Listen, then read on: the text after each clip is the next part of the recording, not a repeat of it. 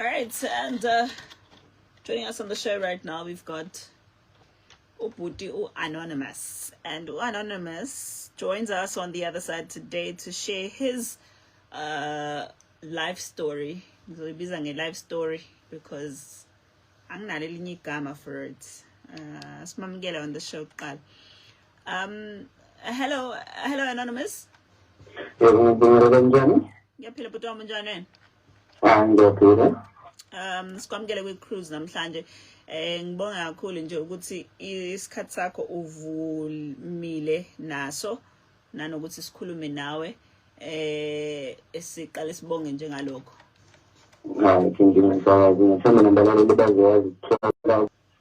Yes, okay, siyabonga kakhulu, siyabonga. All right, so udaba lakho lithanda ukuthi libe bucayi kakhulu, and I just want to issue a disclaimer for everyone that's listening ukuthi njengoba nilalele la, we are not in any way promoting anything. We are not in any way encouraging any behavior. Ubhuti lo is sharing a story sakhe because it's one of those things SCIS ukuthi zenzeka, but we've never really known ukuthi zenzeka kanjani. So we're just trying to create some sort of education as well as caution. Ukuze nawe lapha ekhaya wazi ukuthi mangabe uyahlangabezana nesimo esikanje udila naso kanjani. So bhuti wami sibonga kakhulu ukuthi ube nathi. Asiqale nje sikhulume ngedaba lokuthi uyasebenza wawusebenza yini? Ngizontshela kule nkinga leyo indaba yemali le counterfeit asibiza counterfeit money ngangasebenzi ngangifunda. Awufunda isikole? Yeah. Okay, tertiary level angithi, not isikole like high school. No, tertiary level. Okay, institutional kuyona uyafuna ukisho noma ufuna? Hayi lutho ngengikwazi because manje angifuni abantu mhlawumbe ngathi ngisebenza nabo la bese bayabona ukuthi bawukhulumayo ngoba ngakhetha ukuyishintsha mina amabhasari ngangenawo ngibona ukuthi kusakhophile nasesikoleni nasekhaya yabheda. Then kwasekuwukuthi ngabangane engihlala nabo ngiyibona ukuthi impilo ihamba kahle base bangifaka benithuthusa kule nto le saqala kancane kwase kuyakhula. Awuyichaze le nto leyo ukuthi mawuthi le nto leyo ukhuluma ngani? Yimana counterfeiting ukuthi senze nje imali engekho emthethweni engavumelekile. And ungena wethu khona ngaqala nakwi-level encane, so ngangisakwazi ukuthi ngathi mangifika kwathiwa akhe ngihambe ngiyoshintsha imali lezi ekuthiwa siyishintshe sezenziwa vele ziyi-counterfeit. Bese umuntu ngiyishintsha-ke imali asiyishintshe ey'tolo bayashesha ukuyi-check-a, sasiyishintshe ey'ndaweni njengomarente, ibhaza lezi zasemakasi kanje. Okay, so mawukhuluma ngokuthi imali ewu-counterfeit naniyenza, do you mind taking us through a process yokwenza imali eyi-fake ukuthi what exactly goes into ukwenza imali engayona imali? Kuningi nje okufakwe lapho ngoba iphepha nje lokuqala alifani ncama naleli mali bese kuba ukuthi inkinga babesukwahlukene sasine-supplier nje yethu ezokwazi ukusinika yonke le stationery esidingayo njengamatheyiphu, idembu bese kuba nemishini wethu futhi sasikwazi ukuyishintsha ukuze sikwazi ukukhipha yona le mali le. Bese mase siyikhiphile-ke le mali lena mhlawumbe sasenza ngeviki around 100,000, 200,000. Bese siyazama ukushintsha as fast as we can ukuze sikwazi nathi ukuthi sithole imali, sithole esinye futhi i-material ukuthi siphinde siqale ebhanki siyenze. Alright, so i-material yakhona uyisebenzisa kanye awukwazi ukuphinde uyisebenzise? Hayi lutho awukwazi. Alright. Angithi ngiyacanga ukuthi uzobona ukuthi nasey'tolo imali ziningi kancane nje sincane bayanqaba bethi thinisele noma uyihambise ebhenki. So sasigwema into ekanjalo ukuthi imali mayetholile esideyini bangatholi nje into ezokuphuma khona. So ngisho ibhedile nje imali ayingaqhubeki iphume. Okay, so ngifuna ukubuyela back to le process yokwenza imali ukuthi okay uthi abangani bakho abafica sebevele beyenza lento nine supplier yenu unisupplier ngani? Unisupplier ngephepha leli othi wena lihlukile supplier ngo-ink supplier ngani? Bese le itembu lezi nithathaphi zona le itembu lezi ekwazi ukwenza ngazo ukuthi imali kodwa ngayona? Lezi tembu zona zayisiza kunento enye-halogram nje basemalini mhlawumbe nomlaleli mawuthi uyayazi nawe uyayazi nale halogram nje manje lesikhona manje sasinestembu sokuthi sifake leyo halogram ukuze engabonakali ukuthi hayi siwona ungqongqonqo leyo mali. Bese kuba nama-tape la khanda lo line lo sizwe phakathi nayo imali lento ehlezi ithekwe imalini kubantu ukuthi khona ngikahle imithetho nalowo hologram le bese kuba inki-ke lo sasusupply ukuthi imali ingabi uma uthi yakhushuzela or iyahlanganisa iyashubeka ingabi nesidingo ukuba uyaphuma u-inki. Niba ngake nenza lento? Sasenzela kuwo sasiyayi-team I think u-12 ya ngoba department yayihlukile khona bazophuma behambe beyishintsha khona bazohlala kuma-printer lawa ayi-printayo khona bazokwenza short amaphepha lawa angenile sesimini esikahle.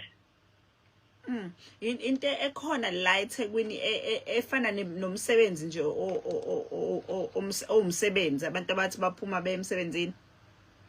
Hayi lento lena inabantu baya kufanele bayazi ngoba isikhathi esiningi asibalekela ukubanjwa singafuni phela ukubanjwa ukuthi angento kanje nabantu mhlawumbe abayenza nabo bangeke beyidispose ukuthi hayi mina ngisebenza endaweni kanje ngoba ugcina ngosuku izobuyisa limaza bona. Manje nihola malini mawukuthi nithi nenza mhlambe 100,000 ngesonto wena bese uthola malini leyo mali? In overall nje mina pheye ngangikwazi ukuphuma mhlambe 250,000 nje sengibala yonke because mase siqedile ukuyishintsha sasidivide lana. Uthe malini owenza wena? Around 250,000 ngonyaka. 250,000 ngonyaka? Yebo. That's not a lot of money for someone who works ngemali and is creating money. Why? It's because nibaningi kakhulu. Yeah, nanokuthi i-material sasiyi-group of abantu abancane nje so kwangeyona ukuthi mhlawumbe sesiyi-industry enkulu umuntu ayizenzela into yakhe ngaleso sikhathi ngoba senzela ukuyiphilisa nathi. So awungithatha kule process leyo yokushintsha imali nani-target abantu abanjani mhlambe ukuze nibanikeze le mali wawenza njani wawufika uthi ngicela ungiphi imali ngicela ungishintshele kwenza kanjani? Mama mhlawumbe sithi mama basematafuleni kanje ufike no-200 mhlawumbe ohlangene ngicela kuhlukanisele noma ufike uthenge into encane bese ayihlukanisa kuyibona abantu esazithi abanaki kakhulu kanye nosomatekisi mawuthi ngigibele ekuseni igibele noma imali ihlangene ukuze ukwazi ukushintsha yona uthole le esi-right. But it's so cruel, man. Mama abasebenzayo ngathi nibone ukuthi bayizamele emakhaya. Why would you target abantu okuyibona abahluphekile kuyibona abadinga le mali kanje mase eseba nenkinga yena umama ekutheni ayishintshe imali uzowenza kanjani nani kucabanga nje lokho? Akawu into engingayicabanga njengoba nathi sasenzele ukuyiphilisa sasibona ungathi-ke umuntu kufuneka ayimele yena ngoba sazizama nathi ukuyiphilisa kodwa into eyinjalo ezangikhipha ngoba ngase ngibona ukuthi ngeke ngithande nami umuntu mase kuthiwa umuntu wasekhaya sesihlangana behlangabezana nale nkinga. So ukubanjwa akekho noyedwa wake wabanjwa? Hayi mina ngisakhona yekho akwabanjwa ukuthi kuyaye kubanjwe labo bangene ey'tolo ukuthi umuntu ofuna uyishintsha esitolo ibona ababanjwayo ngakho kwezinye iy'tolo bafica beyifakile lapha bebambe ama-salotate imali eyi-counter suit. Manje leli bhizinisi kusayibhizinisi elikhona? Hayi lisakhona impela. Alright, imali ye-counterfeit mhlambe wena mangase u-advise umuntu ukuthi uyibona kanjani imali ye-counterfeit. I know ukuthi abanye bayithathe bayithi ukuze ubone ukuthi iyavela yini le sign mhlambe yendlovu or whatever it is on the other side. Iyona ndlela ngithi. Yebo ngendlela yokuchecka la kunamasayini awu-2. Kunamasayini awu-2 iyo le hologram le yaMandela bese ukuthi kuba nezinto ezincane lapha kwi-strip lesi sisilva lesi esobe sisitshengisa lapho kunamakhanda amancane oMandela or iy'lwane lezi esuke zikhona emalini. So i-strip lesi kufanele wenze sure ukuthi uma ucheck-a khona lesi strip esisilver esihamba size sishone phansi kanje emalini. Yebo. So uthi nina nikwazi ukuyenza leyo nto? Sasiphilisa nje umuntu uma ukuthi utholile leyo mali aqala check ukuthi asuke leso strip i-strip semali eqondile asuke. Okay, so uqale ngicheck ukuthi lesi strip asiphumi yini okunye ngisithathe ngisiphakamise ngibona ukuthi yavela leyo hologram yalo uNelson Mandela noma uba novela ngale yangithi iyona ndlela yokubona leyo. Yeah. Alright, so wena njengomuntu owenzile lo msebenzi what would be your advice to anyone ozama mhlawumbe ukuthi angene kulo bugebengu ebenikwenza? ngamtshela umgwaqo awuthathayo umnandi awuphili ngokukhululeka ngoba isikhathi esiningi mawaziwa mhlawumbe endaweni yakini awusebenzi ngiphuma nje kodwa futhi uthembele kuzoqala kubonakala ukuthi kunento yenzayo ubugebengu so nje into engasho nje ukuthi angalingaza ekhaya ngoba kwauphuma kuyona kuzoba inkinga phuma umphefumulo wakhe noma phuma umphefumulo wabantu basemndenini so nje angazalinga iqala awungichazeleke kuleyo phathi ukuthi uthini mawuthi ukuze ngiphume kufanele kuphume umphefumulo noma kuphume umuntu osemndenini inkinga phela basuke besaba ukuthi wena yathi uzoba exposed lokuthi ukuphi kwenziwa kanjani manje wena uphume kanjani pho ngashintsha indawo engihlala kuyo endaweni eyodwa ashintsha indawo engihlala kuyo ayihlalela kwenye indawo futhi I cannot disclose.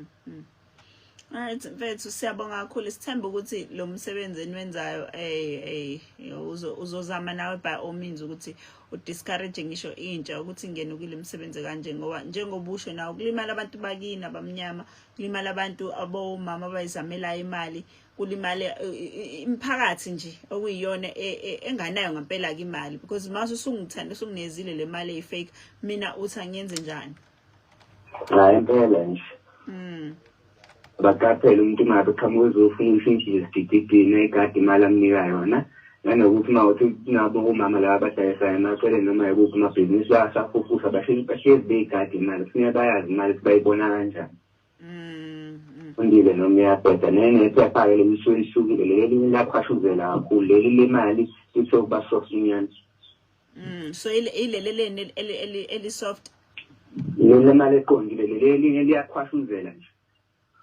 yes jwayele ukudabuka oh I see all right